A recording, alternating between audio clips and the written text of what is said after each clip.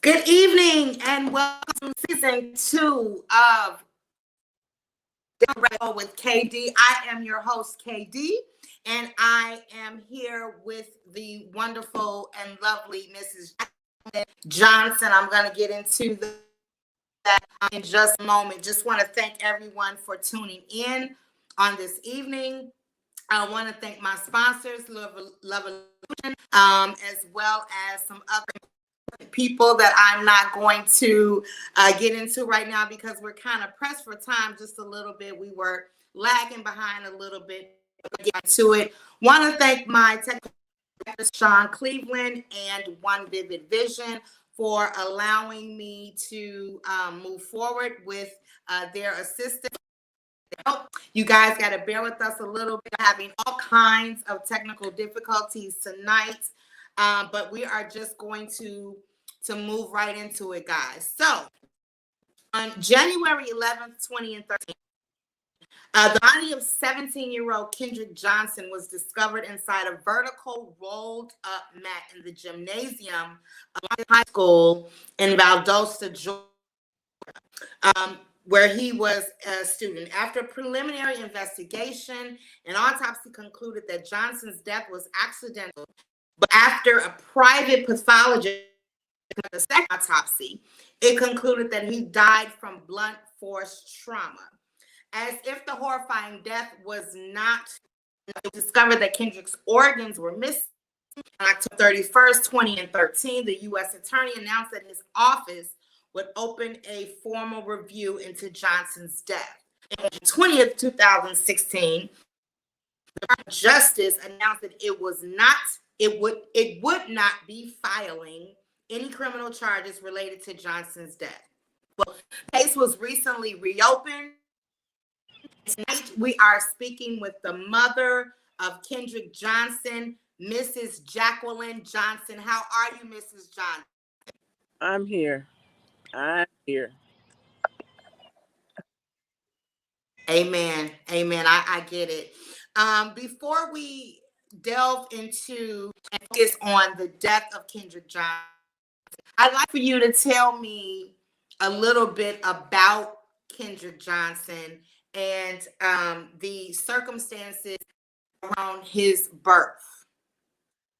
Kendrick was a funny little child. He was the life of our home. He was just, my mom used to call him a little peculiar child because Kendrick used to just, he was the person he could stay alone if he had to. Like, he loved his family. You know, we was always together.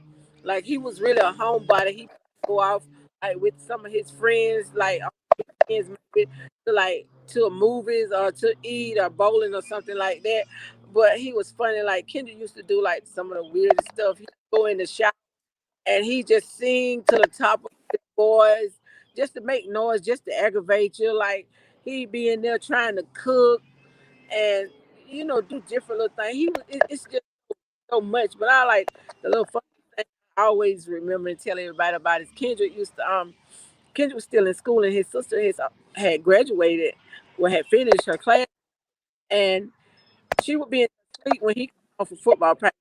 He would run in there and jump on her back, and he would make her so mad, and she would be chasing him through the house.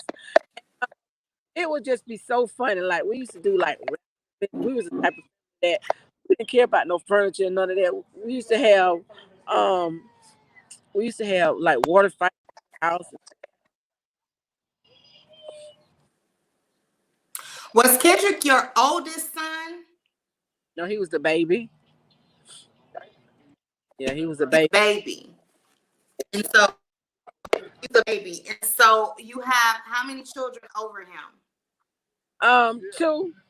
Well, 3 with the one I raised. I said 3. Oh, okay.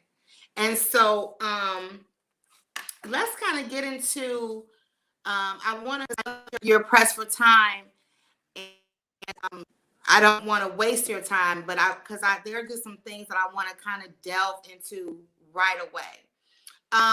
The day that this,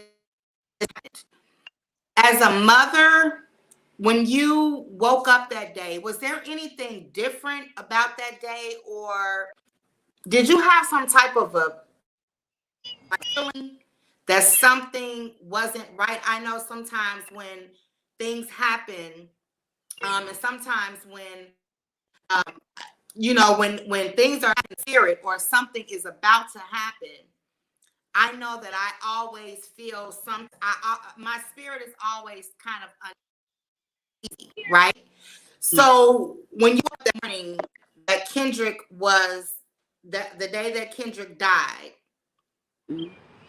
did you feel any type of motherly or was it just another normal day?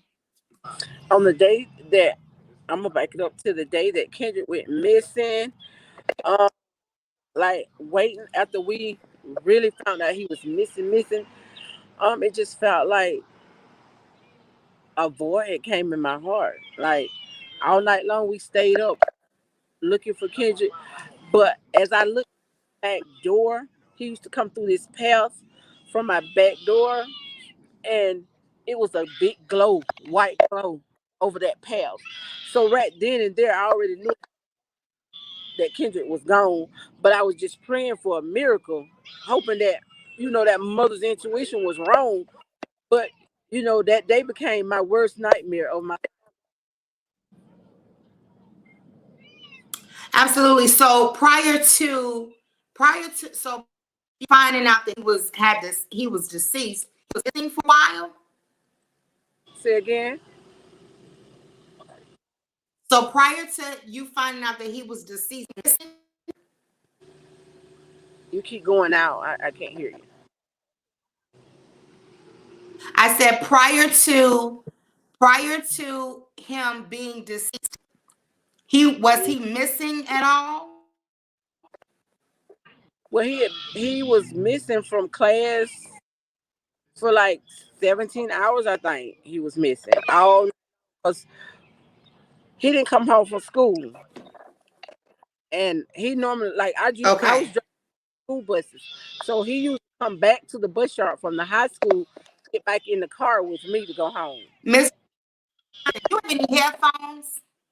I do, but they just died. Are That's why you I said on an ear? Do you have an earbud in? no, no, no. You don't have an earbud in? Uh-uh. I don't. Okay. Uh-uh. Can you come closer to the camera? Because the Okay. audio is very distorted. I believe somebody's chopping it up. I have interference from people with my phone, so I believe somebody's chopping it up. That's good. That's better. Okay. So he was missing for 17 hours. That's what they call him, missing for 17 hours. Okay. So he went to school that morning and he didn't come back that evening. And so when he didn't come back, what were your initial thoughts? What were you thinking?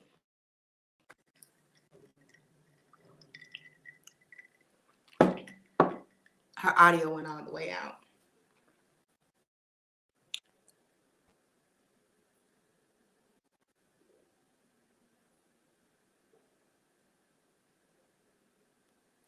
You're not on.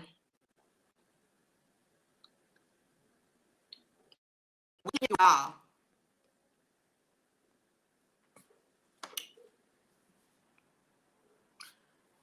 Let's do this. Let's go out and we're gonna come back. Oh, you think I should do Instagram Live? Let me do Instagram Live. This is one. Yeah. I don't know what's going on, but she went out.